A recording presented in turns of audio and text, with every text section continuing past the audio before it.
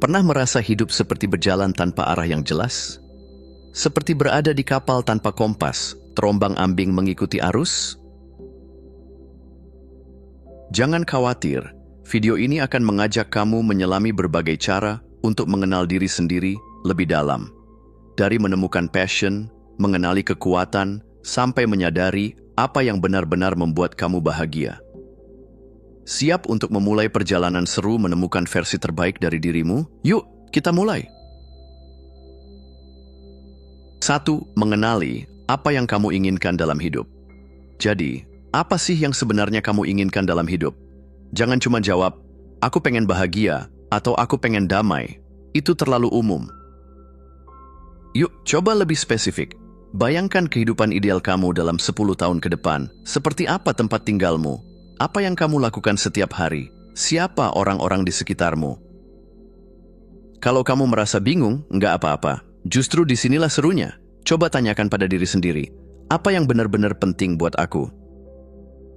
Bisa soal karir, hubungan, kesehatan, atau bahkan petualangan hidup. Semakin jelas kamu memvisualisasikannya, semakin gampang mengambil keputusan yang selaras dengan keinginan itu. Jangan lupa, kenal diri sendiri itu proses. Bukan soal tahu segalanya sekarang, tapi pelan-pelan mengupas apa yang sebenarnya kamu cari dalam hidup. Jadi, siap mulai eksplorasi? 2. Menemukan passion. Pernah ngerasa waktu kayak terbang begitu aja pas lagi ngerjain sesuatu? Nah, bisa jadi itu petunjuk passion kamu. Passion itu kayak bahan bakar yang bikin kamu semangat, bahkan saat capek sekalipun. Tapi jangan salah, passion bukan cuma soal hobi atau kesenangan sesaat loh. Ini lebih dalam, tentang hal yang benar-benar ngasih makna buat hidup kamu. Coba deh tanya ke diri sendiri. Aktivitas apa yang bikin kamu lupa waktu? Apa yang bikin mata kamu berbinar pas ngobrolin topik tertentu? Apa yang rela kamu pelajari terus-menerus tanpa dipaksa? Passion itu seringkali udah ada di sekitar kita, cuma kadang ketutupan rutinitas atau ekspektasi orang lain. Jadi, jangan takut buat eksplorasi hal baru, atau balik lagi ke hal yang dulu pernah kamu suka. Ingat, hidup terlalu berharga buat dijalanin tanpa rasa semangat. 3. Mengenali kekuatan. Kekuatan kamu itu kayak superpower yang udah nempel dari lahir, tinggal kamu sadari atau enggak. Ini bukan cuma soal bakat alami, tapi juga keahlian yang sering bikin kamu jadi andalan. Misalnya, kamu jago bikin orang ketawa, hebat ngatur strategi, atau punya kemampuan mendengarkan yang luar biasa. Mau tahu cara nemuin kekuatanmu? Coba tanya. Apa yang sering dikomen orang? Misalnya, kamu tuh selalu bisa kasih solusi yang pas deh. Apa yang teman-teman sering minta bantuan ke kamu? Aktivitas apa yang kamu lakuin dengan mudah, tapi orang lain ngerasa itu susah? Mengetahui kekuatan itu penting banget, karena ini bisa jadi senjata utama buat meraih tujuan hidup. Apalagi kalau kekuatan ini dikombinasikan sama passion, ibarat punya combo maut buat sukses. Jadi, jangan ragu buat eksplor dan makin percaya diri dengan kemampuan unik yang kamu punya. 4. Menyadari kelemahan. Oke, ngomongin kelemahan emang nggak selalu nyaman. Tapi hey, sadar kelemahan itu bukan berarti ngejatuhin diri sendiri kok.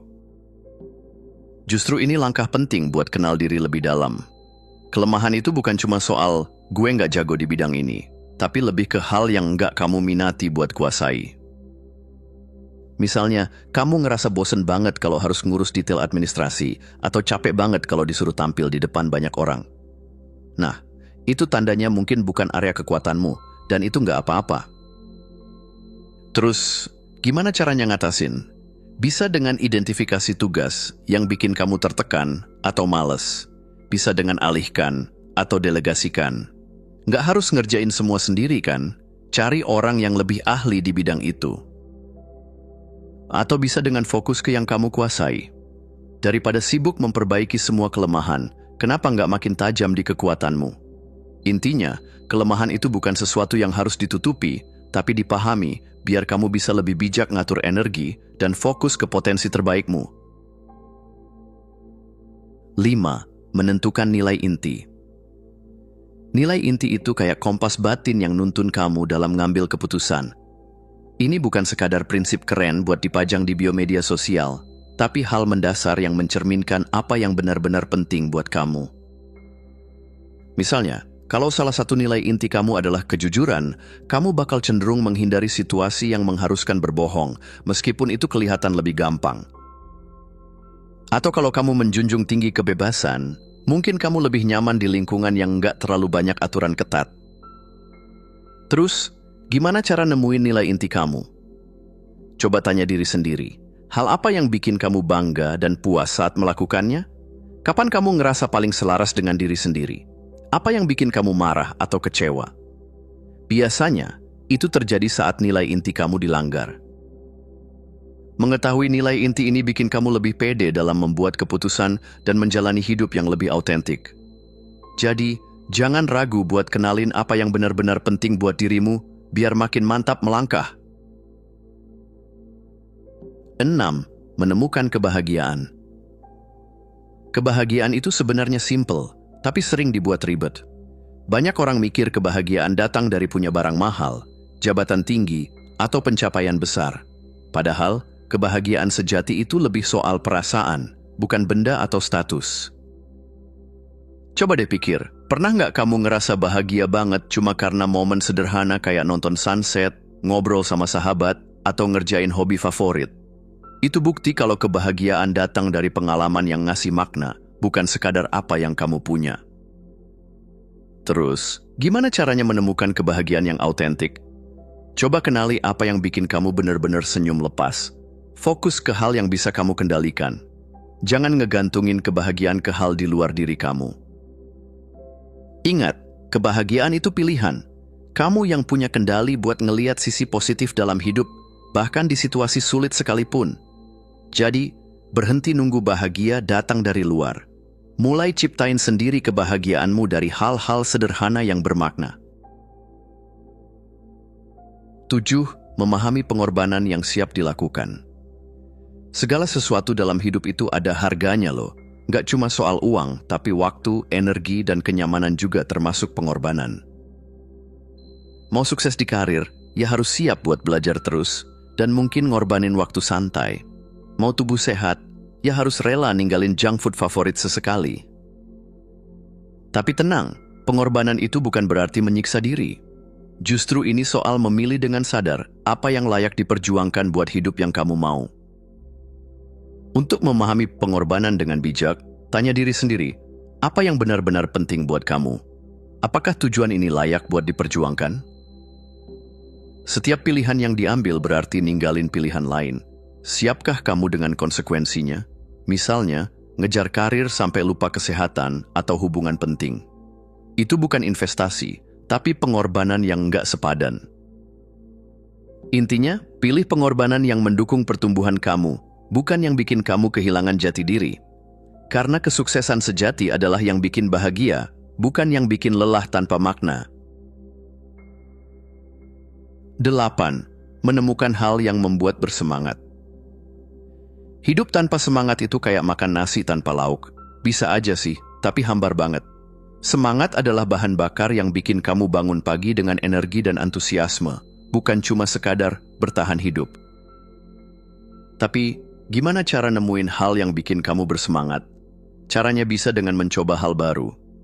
Kadang semangat muncul dari eksplorasi, bukan dari yang udah biasa kamu lakuin.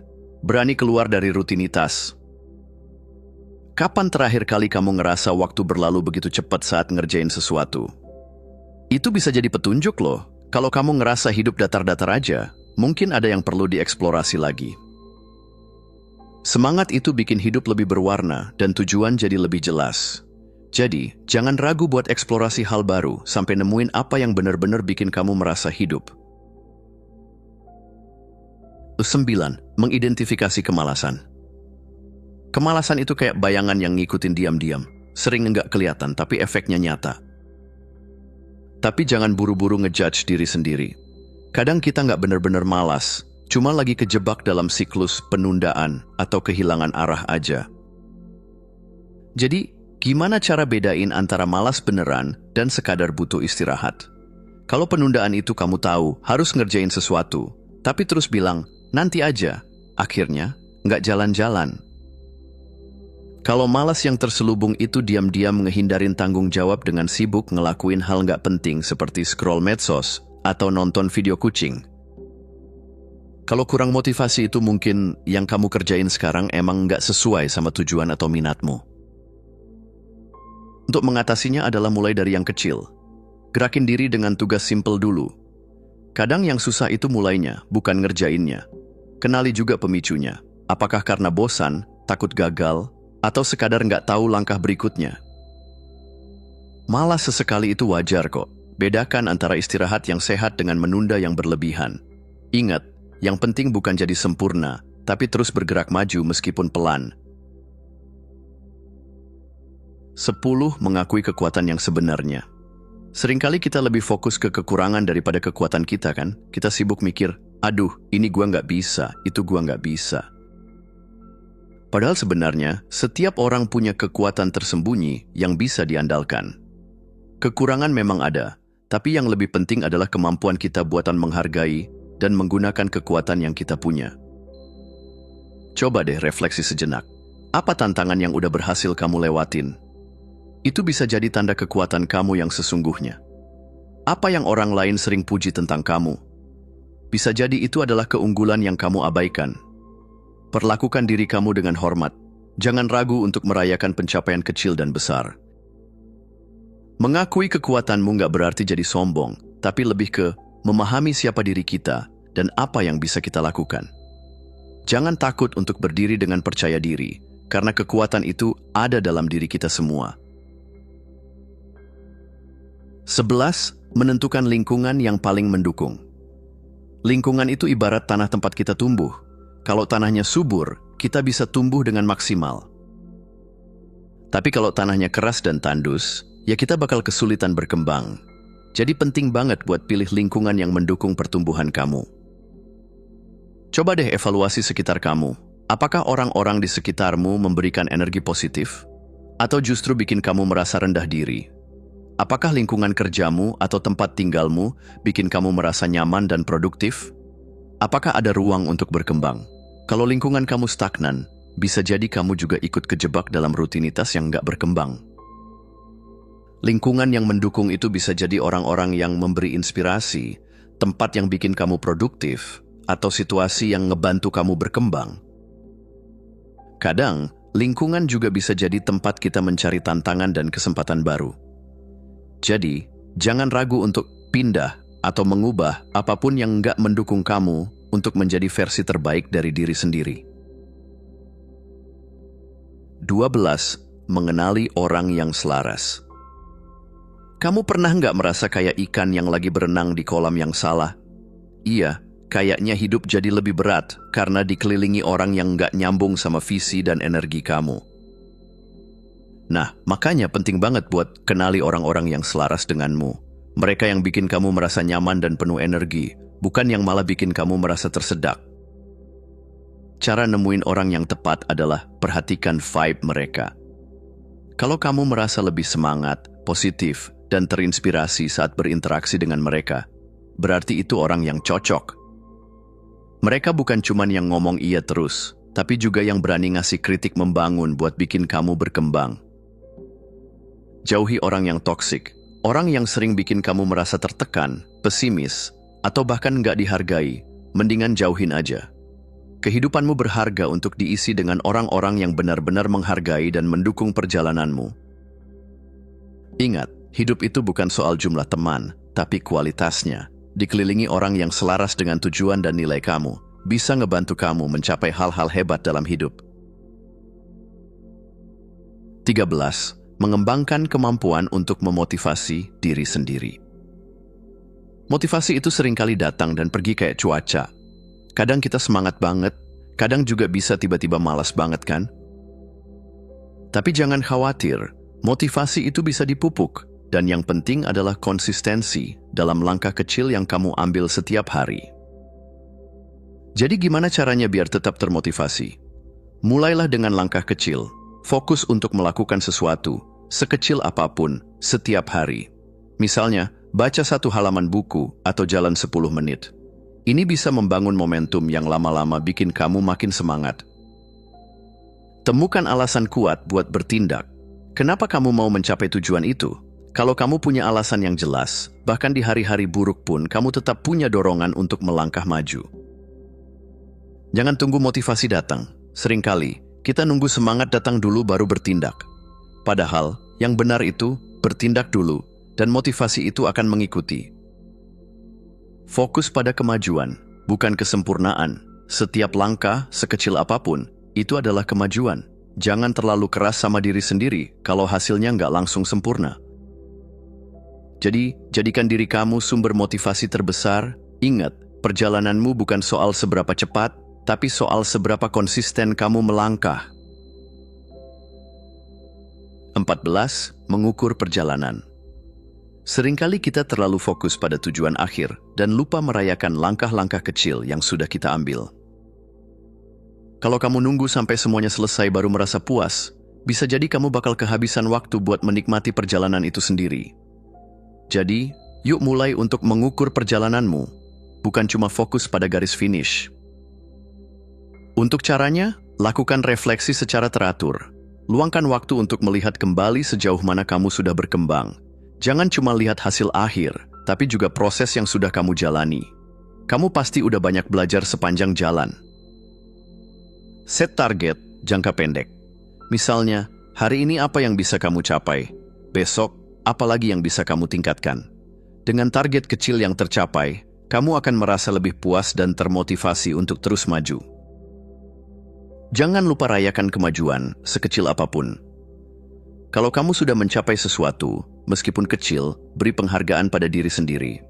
Semakin sering kamu merayakan kemajuan, semakin besar rasa syukur dan motivasi kamu untuk terus berkembang.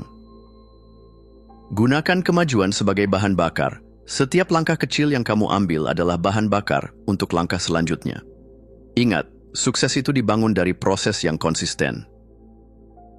Jadi berhenti untuk sesekali melihat sekeliling dan cek seberapa jauh kamu sudah berjalan. Perjalanan ini penting, dan kamu layak merayakannya. 15. Menyelaraskan diri dengan cara dunia melihat kamu. Pernah nggak sih kamu merasa seperti dua orang yang berbeda? Satu yang kamu rasakan dalam hati dan pikiran, dan satu lagi yang orang lihat dari luar.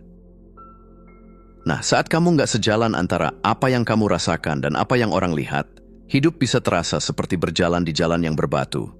Agar lebih nyaman, yuk selaraskan diri dengan cara dunia melihatmu. Gimana caranya? Jadilah autentik. Jangan takut untuk jadi diri sendiri. Kalau kamu merasa ada yang nggak cocok dengan apa yang orang lihat tentangmu, mungkin itu saatnya untuk lebih jujur tentang siapa dirimu. Orang lebih menghargai keaslian daripada sekedar apa yang mereka inginkan. Tindakan lebih berbicara daripada kata-kata. Nggak perlu banyak bicara tentang niat baikmu, tunjukkan melalui tindakan. Kalau kamu ingin dianggap sebagai orang yang peduli, tunjukkan lewat aksi nyata, bukan sekedar janji-janji. Buktikan dengan perbuatan. Jangan hanya berharap dianggap baik atau bijak oleh orang lain. Tunjukkan dengan cara hidupmu dan tindakan sehari-hari. Kalau kamu benar-benar ingin dunia melihat dirimu lebih baik, buatlah perubahan yang nyata dalam hidupmu. Hindari menjadi orang yang berbeda-beda di setiap situasi. Kalau kamu terus-menerus berganti identitas, orang juga akan bingung tentang siapa dirimu yang sebenarnya. Lebih baik konsisten dengan siapa kamu, daripada mencoba jadi siapa saja untuk setiap orang. Ketika kamu bisa menyelaraskan diri dengan dunia tanpa kehilangan keaslian, hidup jadi jauh lebih ringan. Dunia akan lebih mudah menerima kamu, karena kamu sudah tahu siapa dirimu, dan itu yang membuatmu lebih kuat.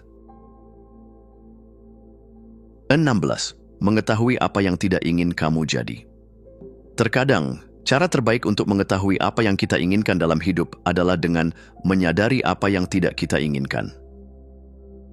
Jangan malu untuk mengenali hal-hal atau sifat-sifat yang bisa bikin kita merasa terjebak atau nggak bahagia.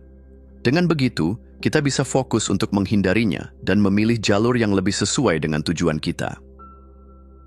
Caranya adalah dengan refleksi pada pengalaman buruk. Pengalaman apa yang pernah membuatmu merasa nggak nyaman atau terperangkap? Coba gali lebih dalam dan lihat apa yang bisa kamu pelajari dari situ. Hal-hal ini bisa jadi petunjuk untuk tahu apa yang harus dihindari di masa depan. Kenali juga sifat-sifat yang bikin kamu terhambat. Apakah kamu pernah merasa terjebak dalam sikap malas, pesimis, atau terlalu cepat menyerah? Tanyakan pada diri sendiri, apakah ini yang ingin saya jadi? Kalau jawabannya tidak, maka itu adalah area yang perlu kamu perbaiki. Gunakan hal yang tidak kamu inginkan sebagai pendorong. Ketika kamu tahu apa yang ingin dihindari, itu bisa jadi pendorong kuat untuk memilih jalur yang lebih baik. Misalnya, jika kamu nggak mau jadi orang yang selalu meremehkan diri, maka fokuslah untuk selalu mengembangkan rasa percaya diri. Jangan lupa tetapkan batasan. Jangan takut untuk menetapkan batasan, baik dengan orang lain atau dengan diri sendiri. Kadang, mengatakan tidak pada hal-hal yang tidak sesuai dengan nilai atau tujuan hidupmu justru akan membuka jalan untuk kesempatan yang lebih baik. Dengan mengenali apa yang tidak kamu inginkan, kamu jadi punya kompas yang lebih jelas untuk arahkan hidupmu ke tempat yang benar-benar kamu inginkan. Jadikan hal-hal itu sebagai pelajaran dan motivasi untuk tumbuh menjadi versi terbaik dari diri kamu. Terima kasih sudah menonton. Jangan lupa untuk klik tombol like, subscribe, dan tinggalkan jejak di kolom komentar. Kami sangat menghargai setiap dukungan dari kalian. Semoga hari-hari kalian menyenangkan dan sampai jumpa di video selanjutnya.